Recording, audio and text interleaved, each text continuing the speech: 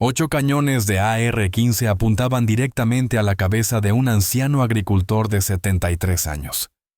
El polvo de Michoacán flotaba en el aire abrasador. Los sicarios del CJCNG, los que siembran el terror por todo México, habían llegado a exigir el pago de protección. Pero no sabían que estaban a punto de cometer el peor error de sus vidas, porque el hombre sentado tranquilamente en el sillón, don Aurelio Mendoza, no era un anciano agricultor común. Soy Danilo, y esta es la historia de un respeto comprado con sangre. Todo comenzó a las 4 de la tarde de un sofocante martes en las afueras de Tepalcatepec, Michoacán. Don Aurelio Mendoza, de 73 años, estaba sentado en el porche de su rancho Los Tres Potrillos, cuando vio una nube de polvo levantarse desde el camino de tierra en la distancia. 3 camionetas negras, con los cristales tintados, se acercaban. El anciano agricultor suspiró. Sabía lo que venía. «Esos bastardos de nuevo», murmuró para sí mismo mientras tomaba un sorbo de tequila.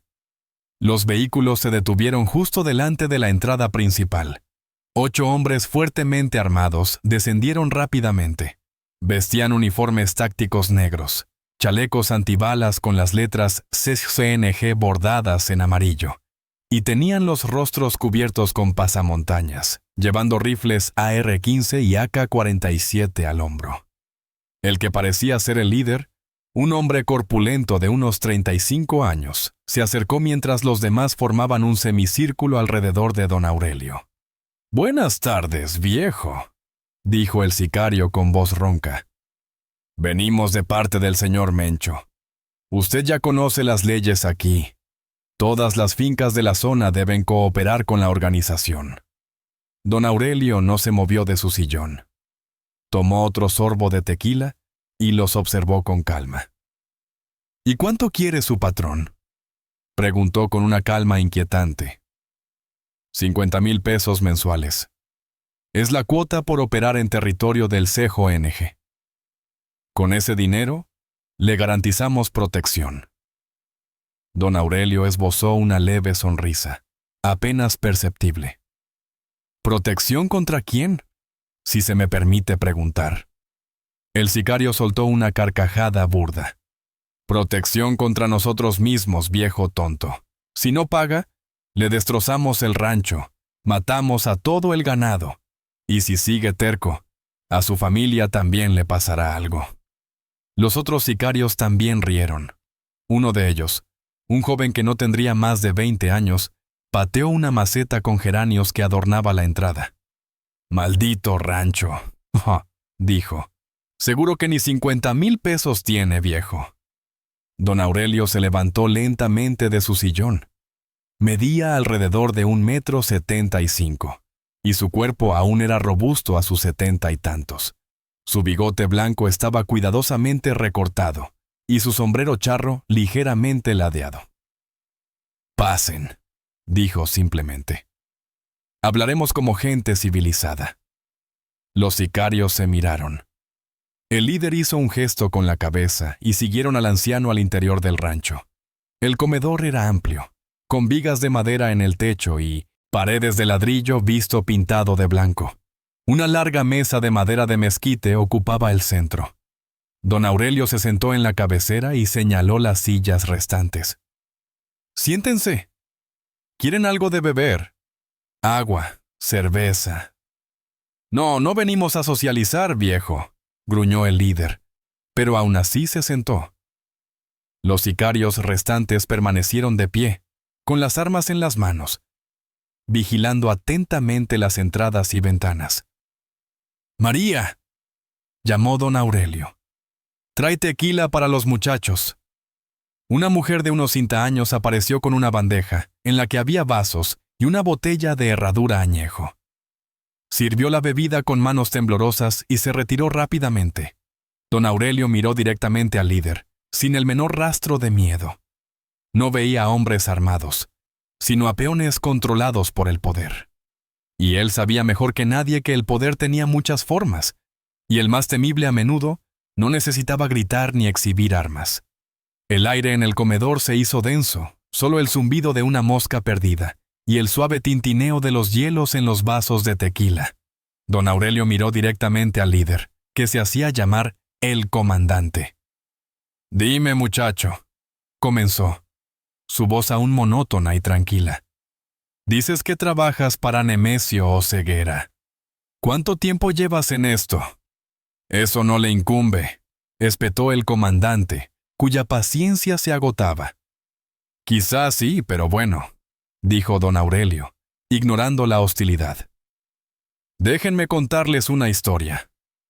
Compré este rancho hace 45 años. Trabajé muy duro para conseguirlo.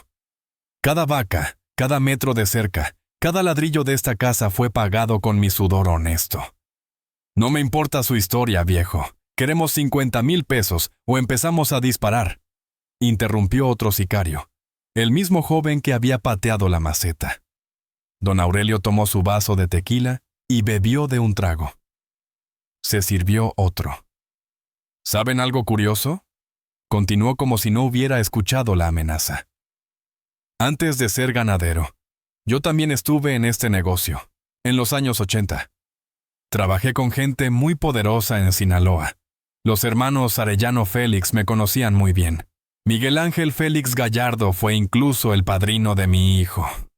El comandante soltó una carcajada, una risa de desprecio. «¿Y qué? Esa gente ahora está muerta o encerrada. Ahora es el tiempo del CJNG». «Tiene razón», asintió don Aurelio. «Los tiempos cambian, pero hay cosas que nunca cambian, como el respeto por quienes han pagado con su sangre». Justo entonces, don Aurelio hizo algo que ninguno de ellos esperaba. Lenta, pausadamente, levantó ambas manos, no para rendirse, sino para quitarse su sombrero charro y colocarlo sobre la mesa. La luz de la tarde que entraba por la ventana cayó directamente sobre su frente, y allí, claramente visible, apareció una cicatriz en forma de media luna, blanquecina sobre la piel curtida por el sol. No era una cicatriz normal de un accidente. Tenía una forma perfecta, una curva nítida como si hubiera sido grabada en la carne con un cuchillo ceremonial. El ambiente en la habitación cambió de repente. El alboroto y la arrogancia de los sicarios se disiparon, reemplazados por un silencio pesado y desconcertante. El joven agresivo también se quedó mudo. Su arma en la mano parecía pesar más. El comandante, que aún estaba sentado, se inclinó inconscientemente hacia adelante, sus ojos fijos en la cicatriz, tratando de verla mejor a través de las rendijas de su pasamontañas. Sintió un escalofrío recorrer su espalda, un miedo primario que no había experimentado desde que se unió a este mundo brutal. Esa cicatriz no era solo una vieja herida, era un símbolo, una marca de otra era, una era de reglas y hombres de los que solo había oído hablar en susurros reverentes. Era un código mudo, solo descifrable por quienes estaban dentro. Y don Aurelio, con la frente descubierta bajo la luz del atardecer, ya no era un anciano agricultor inofensivo. Se había convertido en la encarnación de un pasado temible, un pasado al que estaban a punto de enfrentarse. «¿Conoces esta marca?», preguntó don Aurelio con voz helada, completamente diferente de su anterior amabilidad. Cada palabra suya fue como un martillo golpeando el silencio que envolvía la habitación. El comandante, el líder del grupo de sicarios, no respondió de inmediato. Todavía estaba inclinado hacia adelante, sus ojos bien abiertos por la sorpresa y algo más. Un terror absoluto. Se echó hacia atrás instintivamente en su silla, un gesto de autodefensa inconsciente. «Media luna de Culiacán», susurró, su voz casi inaudible, perdida por el shock. «La media luna de Culiacán. No puede ser. ¿Usted es uno de los viejos lobos?». Los demás sicarios se miraron confundidos. El más joven, Herrero, apretó su rifle con nerviosismo. «¿Qué carajos pasa, comandante?», preguntó, su agresividad desvanecida, reemplazada por perplejidad. El comandante no le respondió. Sus ojos no se apartaban de la cicatriz de don Aurelio. El anciano agricultor se recostó en su silla, una sonrisa fría asomando en su rostro. «Parece que su patrón no les ha enseñado sobre historia», dijo don Aurelio, su voz llena de sarcasmo. «Los viejos lobos, éramos los ejecutores personales de don Neto y el padrino en los años 80. Éramos solo 12, y a todos se nos grabó la media luna, después de nuestra primera misión. Una tradición que comenzó cuando purgamos a los hermanos Herrera en el 83. Puras patrañas», interrumpió otro sicario, intentando sonar valiente. «Este viejo solo está inventando cosas». Pero su voz carecía de convicción. El pánico del comandante se había contagiado al grupo. Don Aurelio no se molestó en discutir. Se levantó lentamente y se dirigió hacia un viejo armario de madera en la esquina del comedor. Los sicarios se sobresaltaron, levantando sus armas en posición de listos. «Tranquilos», dijo mientras abría la crujiente puerta del armario. «Solo quiero mostrarles algunas cosas». Dentro del armario no había armas, solo pilas de papeles viejos y una caja de madera cubierta de polvo. Sacó la caja, la puso sobre la mesa y abrió la tapa. Un olor a pasado, a madera vieja y papel amarillento, emanó. El silencio en la habitación se hizo aún más denso. Cada acción de don Aurelio fue lenta, deliberada, como un actor en el escenario controlando las emociones de su audiencia. No necesitaba gritar ni amenazar. La cicatriz en su frente y la vieja caja de madera lo decían todo. El comandante lo había entendido en ese momento. No estaba enfrentándose a un anciano agricultor.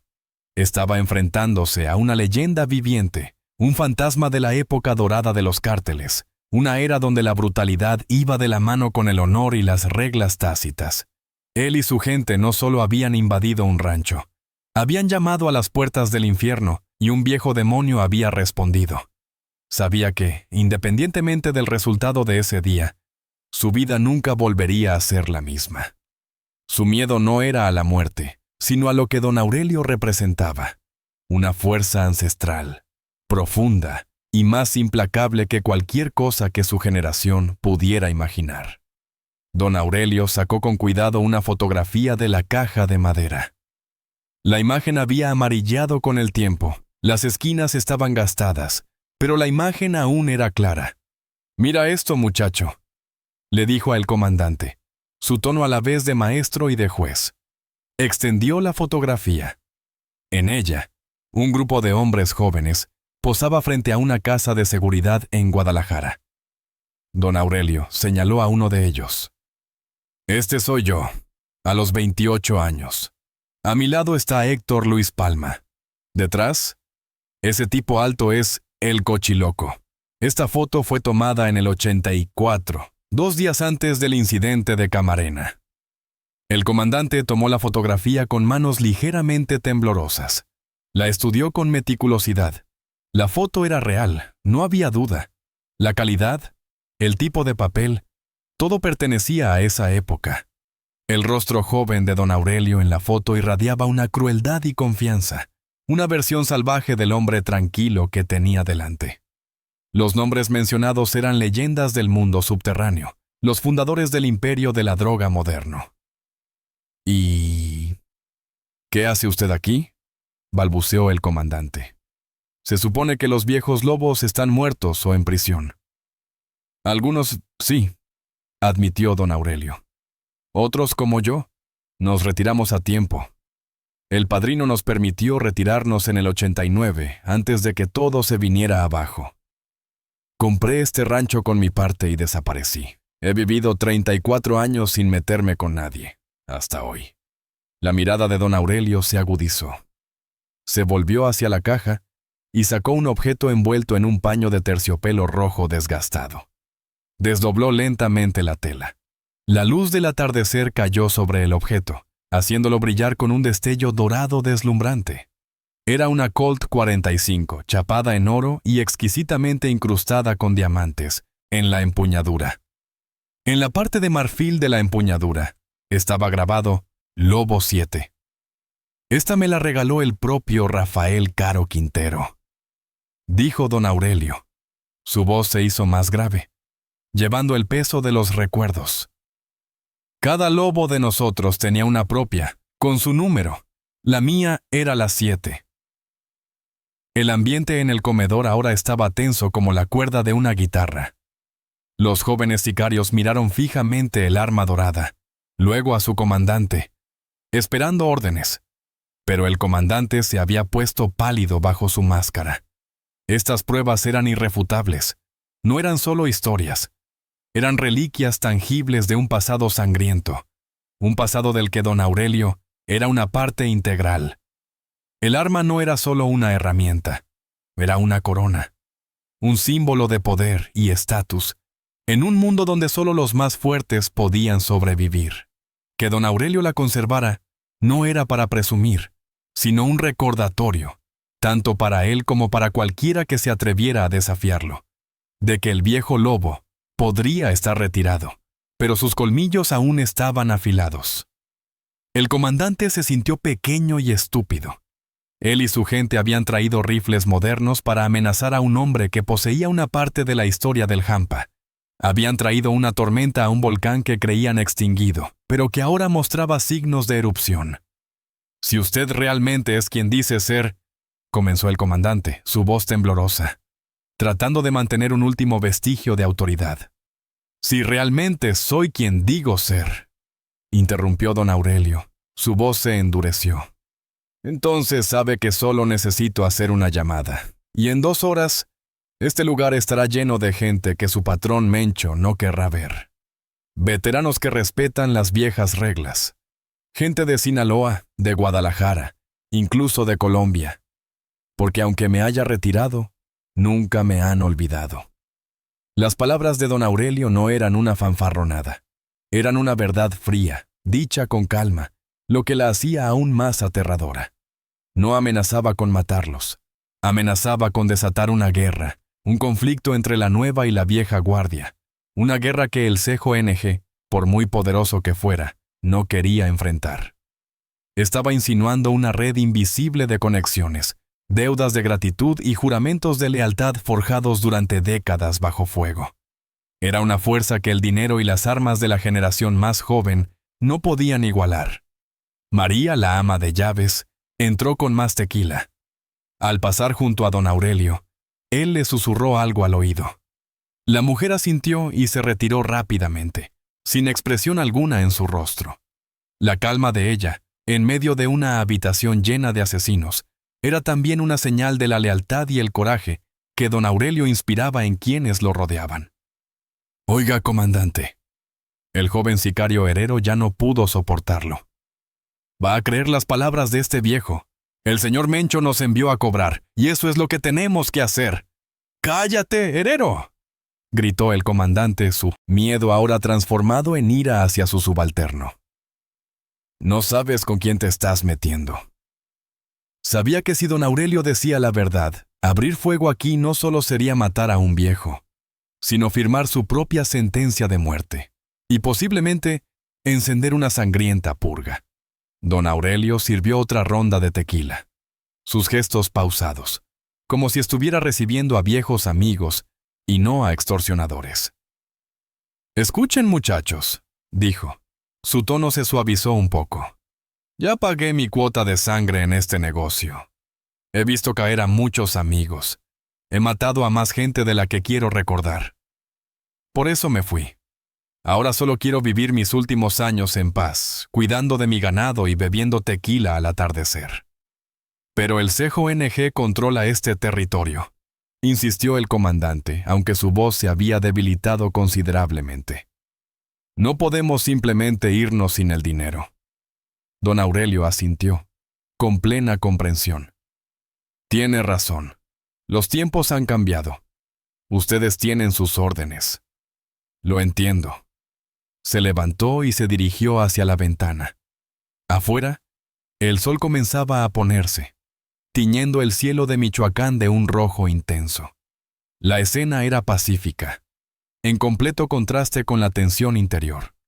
Su advertencia había sido lanzada, no a través del cañón de un arma, sino a través de reliquias, nombres y una cicatriz.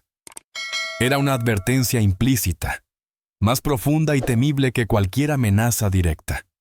Don Aurelio estaba junto a la ventana, su espalda robusta proyectando una larga sombra en el suelo bajo la luz del atardecer. Por lo tanto, les haré una oferta, dijo, volviéndose para enfrentar a los intrusos.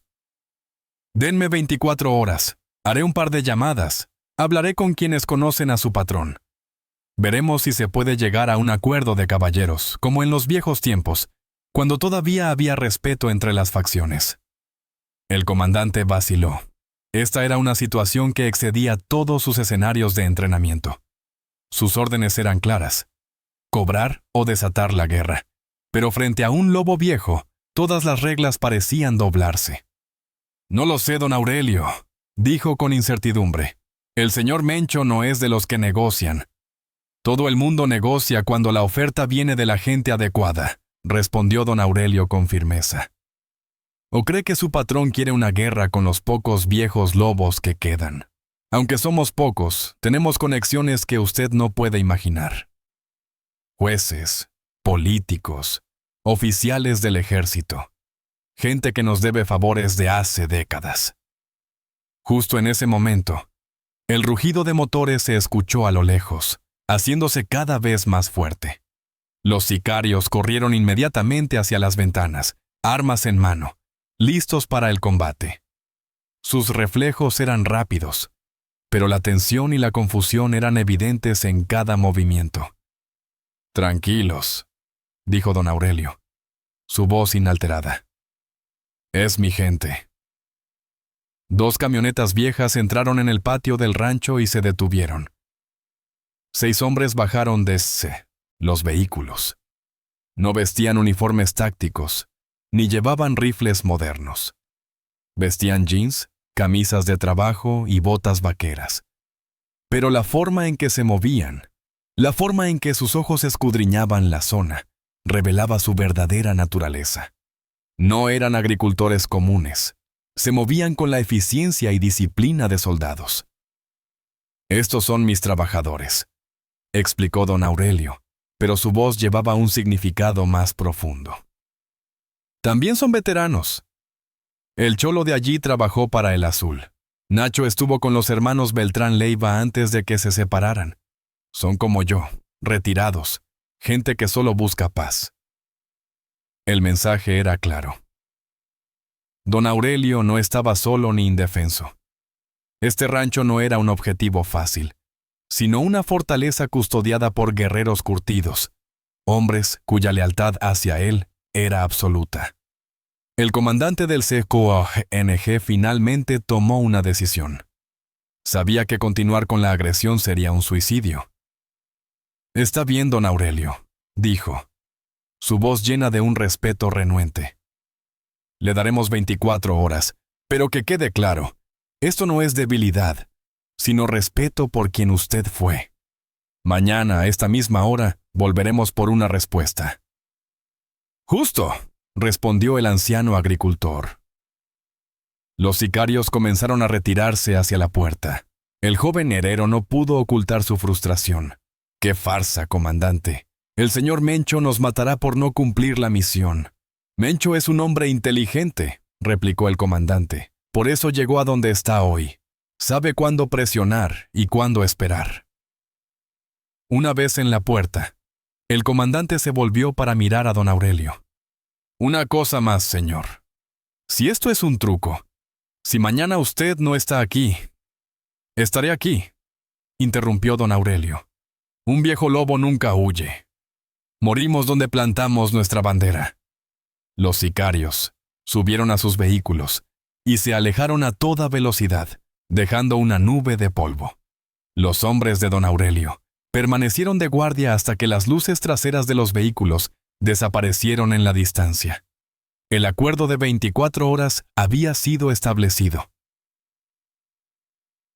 Una frágil calma en la tormenta. Esa noche, el rancho Los Tres Potrillos se sumió en un silencio inusual. No la paz del campo, sino la quietud tensa que precede a una batalla. Don Aurelio se sentó solo en su oficina, una habitación sencilla con libros de contabilidad del ganado y un viejo teléfono satelital que no había tocado en años. Lo encendió. El aparato tardó un momento en arrancar, como una bestia vieja despertando de un largo sueño. Luego, comenzó a hacer llamadas que no había hecho en décadas. No consultó ninguna agenda. Marcó los números de memoria, cifras que estaban grabadas en su mente como la cicatriz en su frente. Las llamadas se hicieron en código, palabras que solo los iniciados podían comprender. Habló de la cosecha, de viejos amigos, de un invitado inesperado de Jalisco. Cada llamada fue una piedra arrojada al lago sereno del pasado, creando ondas que se extendían hasta los rincones más oscuros del inframundo mexicano. Habló con un excomandante de la Policía Federal que ahora vivía recluido en Sonora. Habló con un traficante de armas en Chiapas que le debía la vida. Habló con un hermano de sangre que ahora era un poderoso empresario legal en Guadalajara. Todos prometieron ayuda, activarían sus propias redes. Lo hicieron no solo por miedo, sino por algo que casi había desaparecido en el mundo criminal moderno: la lealtad a las viejas reglas. Pero don Aurelio sabía que esas llamadas eran solo para crear presión marginal. Necesitaba una intervención directa de una fuerza lo suficientemente grande como para hacer que el Mencho reconsiderara. A las 3 de la mañana, recibió la llamada que esperaba. La pantalla del teléfono satelital no mostraba ningún número. Aurelio Mendoza, respondió simplemente. La voz al otro lado de la línea era ronca, con el acento característico de Sinaloa. Soy yo. El Mayo quiere saber si es cierto lo que dicen. ¿Los chamacos de Jalisco lo están molestando? El Mayo Zambada. Ese nombre era una leyenda en sí mismo. El líder del cártel de Sinaloa, uno de los pocos capos de la vieja guardia que aún estaban en activo. Vinieron a pedir cuota, respondió don Aurelio. Les mostré la marca. Un silencio al otro lado de la línea. Luego una ligera risa. Maldita sea. ¿Todavía la tiene? Los viejos lobos mueren con ella, hermano. Usted lo sabe. El Mayo dice que él se encargará de esto. Pero quiere saber si está dispuesto a volver al juego. Dice que gente como usted es muy necesaria, ahora que todo es un montón de mocosos sin reglas. Don Aurelio miró por la ventana, hacia la noche cerrada de Michoacán. La oferta era tentadora, una invitación a regresar a un mundo que una vez dominó, pero también conocía el precio. Ya estoy demasiado viejo para esas tonterías, suspiró. Solo quiero que respeten mi retiro.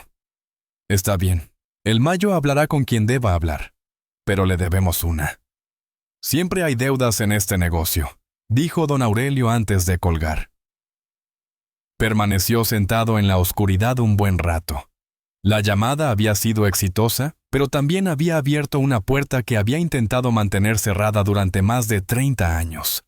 Había despertado a viejos monstruos para ahuyentar a los nuevos, y no estaba seguro de poder volver a dormirlos. La mañana siguiente, llegó con un sol abrasador, quemando la tierra de Michoacán. Don Aurelio se despertó como de costumbre, desayunando chilaquiles y huevos, como si el día anterior hubiera sido solo una pesadilla. Pero la presencia de sus trabajadores, estratégicamente ubicados por todo el rancho, era un recordatorio de que la amenaza aún estaba allí. No mostraban agresividad, pero su vigilancia creaba un perímetro invisible de protección alrededor de la casa. A las 4 de la tarde, justo como se había acordado, la nube de polvo apareció de nuevo al final del camino. Pero, esta vez, había algo diferente. Seguían siendo las 3 camionetas negras del día anterior, pero con ellas venía un cuarto vehículo, una SUV más lujosa con placas del estado de Jalisco. La caravana se detuvo frente a la entrada. El comandante fue el primero en bajar, pero esta vez no llevaba pasamontañas. Su rostro estaba curtido por el sol y el viento, con algunas cicatrices en la mejilla. Los otros sicarios también revelaron sus rostros. Era una señal de cambio en las reglas del juego. Ya no eran intrusos anónimos, sino representantes para una negociación formal. La puerta trasera de la lujosa SUV se abrió. Un hombre de unos 50 años, vestido con un caro traje negro y gafas de sol, descendió. Su andar era lento, pausado, pero sus ojos observaban constantemente a su alrededor, denotando una alta vigilancia. Don Aurelio, de pie en el porche, reconoció de inmediato que se trataba de una figura de alto nivel en la jerarquía del CJNG. Este no era un soldado raso, era un hombre con poder de decisión. El hombre de traje negro avanzó hacia don Aurelio, seguido por el comandante. El resto de los hombres armados mantuvieron la distancia, formando un círculo exterior. Don Aurelio, dijo el hombre de traje, su voz grave y educada. Soy el Sapo. Vengo como representante directo del señor Mencho. El Leapo. La rana. Un apodo aparentemente trivial, pero en el inframundo, aquellos con tales apodos solían ser los más peligrosos. Era un diplomático, un solucionador de problemas del cártel, enviado cuando la situación se volvía demasiado compleja para los que solo sabían usar armas. La presencia del Sapo confirmó que las llamadas de don Aurelio de la noche anterior habían surtido efecto. El mensaje había sido enviado y recibido por el nivel más alto. Esto ya no era una extorsión común. Se había convertido en una cuestión de honor y territorio entre grandes potencias. «Pasen», respondió don Aurelio con calma. «El café está listo». No mostró sorpresa ni triunfo. Trató a el Sapo como un invitado normal, manteniendo el control de la situación con su propia serenidad. Cuando entraron al comedor, donde solo 24 horas antes había abundado la hostilidad, el ambiente ahora era completamente diferente. La tensión seguía ahí, pero ya no era la tensión de un enfrentamiento violento, sino la tensión de una partida de ajedrez mental, donde cada palabra, cada gesto, podía decidir el resultado final. Dentro del comedor, el Sapo se sentó en la silla frente a don Aurelio, mientras el comandante permanecía de pie detrás de él como un guardaespaldas. El Sapo no se anduvo con rodeos. Fue directo al grano. «Recibimos una llamada muy interesante anoche desde Culiacán», comenzó, colocando sus gafas de sol sobre la mesa. «Parece que usted tiene amigos muy poderosos, viejas amistades. Nunca se sabe cuándo las viejas conexiones pueden ser útiles», respondió don Aurelio con humildad, tomando un sorbo de café. «El señor Mencho respeta la vieja escuela», continuó el Sapo, su voz con un verdadero reconocimiento. «Su generación sentó las bases de lo que operamos hoy, pero los tiempos han cambiado». «Todo cambia», asintió don Aurelio, «excepto el respeto entre hombres de palabra». El Sapo asintió. Una ligera sonrisa asomó en sus labios. Sacó un sobre de su bolsillo interior y lo colocó sobre la mesa, empujándolo hacia don Aurelio. «Esta es la propuesta del señor Mencho. Usted no tendrá que pagar cuota. Su rancho, Los Tres Potrillos, estará fuera de nuestras operaciones. Será una zona neutral. A cambio, si algún día necesitamos una ayuda, un contacto, una presentación con su gente de Sinaloa». «No soy mensajero de nadie», interrumpió don Aurelio, su voz manteniendo su firmeza. Quería dejar claros los límites. No era un aliado, ni un socio. Era solo un hombre que quería paz. «No le pedimos que sea mensajero», dijo el Sapo con astucia. «Solo pedimos que, si la oportunidad surge, recuerde que hemos mostrado respeto. Eso es todo». Esta fue una jugada maestra de El Mencho, ejecutada a través del Sapo.